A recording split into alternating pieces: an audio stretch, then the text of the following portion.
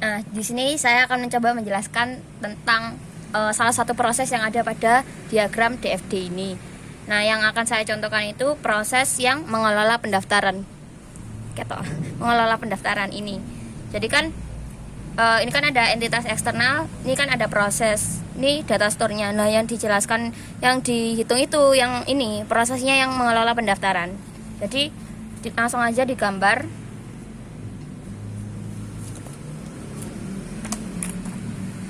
Staff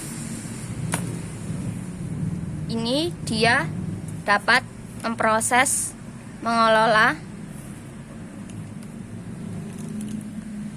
pendaftaran. Nah, nanti yang staff inputkan ini adalah data daftar. Yang di output, yang ditampilkan dari proses pengelola pendaftaran kepada staff adalah kartu tanda anggota. Nah, nanti dia ngambil datanya ini dari mana? Nah, ini ada data store yang bernama anggota. Ini input output. Kalau panahnya 2 gini berarti input output. Nah, terus yang ada di database yang ada di data store anggota ini apa aja? Nah, ini. Jadi, data store anggota ini berisikan atribut ID member, nama anggota, jenis kelamin, alamat, nomor telepon, jurusan, biaya pendaftaran, total fee. Total fee ini dari biaya pendaftaran dikali jumlah anggotanya kayak gitu. Terus ini buku pinjam dan buku kembali ini status. Jadi nanti statusnya itu ketika anggota sudah mengembalikan buku, maka buku ini masuk di proses buku, masuk di atribut buku kembali kayak gitu. Kalau dia pinjam berarti nanti masuknya ke atribut buku pinjam. Nah, langsung aja. Ini kan udah DFD-nya kan kayak gini. Maksudnya dari prosesnya ini. Terus habis itu kita langsung aja menentukan EI, EO dan ILF-nya. Jadi EI-nya adalah data daftar ini.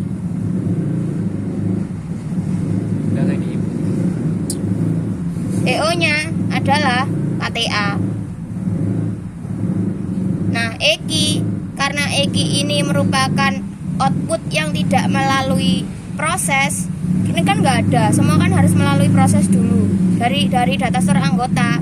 Ini kan kalau mau menampilkan ke staffnya kan ini harus melalui proses, berarti kan nggak ada. Nah, kemudian ILF, ILF-nya apa? Ini data store anggota. EIF, EIF ini apa? Semacam alert. Nah, di sini tuh nggak dibutuhkan, jadi nggak usah. Habis itu kita bikin tabel. Tabelnya isinya apa? DET, RET, dan FTR. Nah, yang dimasukkan ke dalam EI ini kan data daftar. Data daftarnya tadi isinya apa? Nah, yang akan kita masukkan itu berupa ID member, nama anggota, jenis kelamin, alamat, nomor telepon, jurusan. Nah, jadi intinya stafnya nanti ini akan memasukkan data-data ini ke dalam proses mengelola pendaftaran yang nantinya akan dimasukkan ke dalam data store anggota. Mudah nggak? Ya kayak gitulah pokoknya. Nah, RET-nya ini apa? RET ini merupakan record. Jadi ketika staff akan memasukkan data ini, dia terrecord nggak kira-kira? Nah, kan ini terrecord kan pastinya, karena kan dia maksudnya terrecord itu tersimpan. Karena kan dia ketika dimasukkan kan akan disimpan ke dalam database anggota. Jadinya iya terrecord. Recordnya di mana? Di database di data store anggota kayak gitu.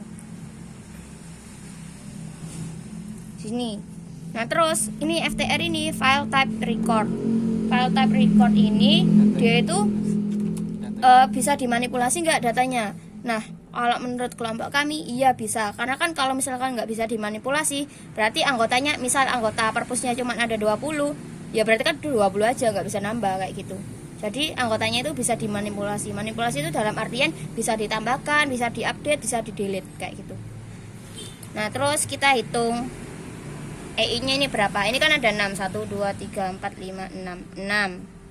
terus RET-nya ada 1, FTR-nya ada 1, totalnya 8. Setelah itu kita mencari output. Nah, apa sih yang akan ditampilkan dari proses mengelola pendaftaran kepada staf ini? Kan berupa KTA kan. Nah, yang di dalamnya KTA itu apa? Yang di dalamnya KTA itu ada ID member, nama anggota, alamat, JK, sama jurusan. Terus ini dia kan menampilkan ke record nggak kira-kira? Kalau menurut kelompok kami ke record. Iya, ke record karena nanti datanya akan tetap disimpan ke dalam data store anggota.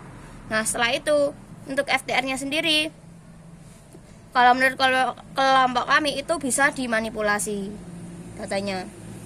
Nah, ini berapa? 1, 2, 3, 4, 5 kan. RET-nya 1, FTR-nya 1, totalnya 7. Setelah itu kita mencari nilai ILF. ILF ini apa? ILF ini semua atribut yang ada dalam data store anggota.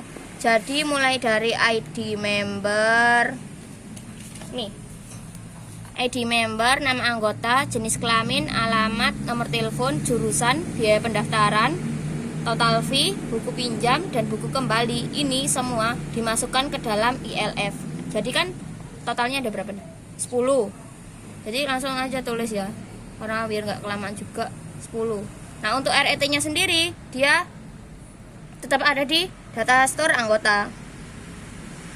Terus dia itu kan kalau udah disimpan ini kan nggak bisa dimanipulasi kan, kayak gitu. Akhirnya ini nggak ada. Jadi kalau totalnya 10, 1, 0. Jadi kan 11 kan. Ya kan. Nah, habis itu kita itu dihitung. Jadi ini nilai E itu kita melihatnya dari kurang hasil. Nah, habis ini kan ketemu kan, udah ditotal kan, hasilnya 8, 7, sama 11. Habis itu kita masuk ke perhitungannya. Nah, untuk perhitungannya sendiri gimana caranya? Ini, jadi kita lihat di DET-nya ini. Kan DET-nya ini kan 6, FTR-nya 1. Kita akan ngitungnya yang EI. Nah, kalau EI ini berarti datanya yang ini, external input. Nah, tadi kan DET-nya ada 6, berarti kan di sini kan. Terus FTR-nya ada 1, berarti kita ngambil yang ini. Seret ini, low. Kalau low dia termasuk apa? Kalau low dalam external input dia 3 kali. Nilainya berjumlah 3. Jadi ini 8 dikalikan dengan 3 atau low kategorinya. Berapa? 24. Kayak gitu. Nah, ini untuk yang external output, ini kan ada DET-nya ada 5, FTR-nya ada 1. Habis itu kita lihat external output yang DET-nya ada 5 dan FTR-nya ada 1. Dia termasuk apa? Low kan. Nah, kalau di sini external output low-nya bernilai berapa? 4. Jadi 7 dikali 4 sama dengan 28, kayak gitu. Terus ini ILF-nya ada berapa? 10 DET-nya 10 kan. Terus FTR-nya ada berapa? 0. Nah, kalau ILF ini yang ada sendiri. Kan ini kan tadi kan DET-nya berjumlah 10 kan. Kalau 10 kan berarti masuk kategori yang ini. Nah, untuk FTR-nya sendiri karena dia 0, dia masuk yang ke low.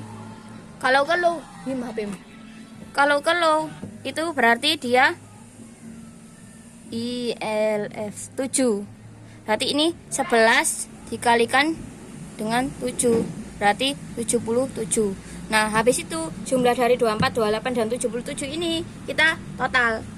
24 tambah 28 tambah 77. Hasilnya 129. Nah, 129 ini kan nilainya UFP, nilai UFP. Habis itu, untuk mencari nilai slognya, kita menggunakan bahasa apa dalam pemrograman ini?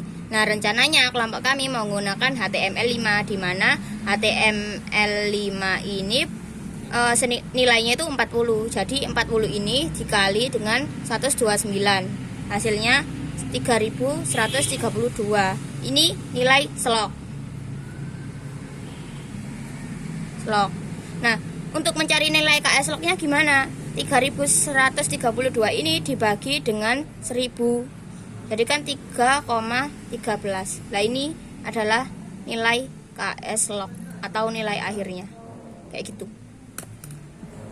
Jelasan nanti misal kita harus menghitung 7-7-nya ini. Nah, dan ini adalah cuman satu contoh proses aja. Sedangkan di DFD-nya Novian kan ada 7 proses. Ini ada mengelola pendaftaran, mengelola buku, peminjaman buku, pencarian buku, pengembalian, dan mencetak laporan. Ini cuman kita kasih contohnya aja kayak gini. Selebihnya mungkin kalian bisa mencoba sendiri untuk perhitungannya kayak gimana. Nanti hasil dari KS log dari 7 proses ini akan dikumpulkan dan akan kami berikan kepada kelompok Kokomo tahap 2 yang digunakan untuk menghitung skill driver dan lain-lain. Seperti itu. Sekian. Sekian dari kami. Terima kasih.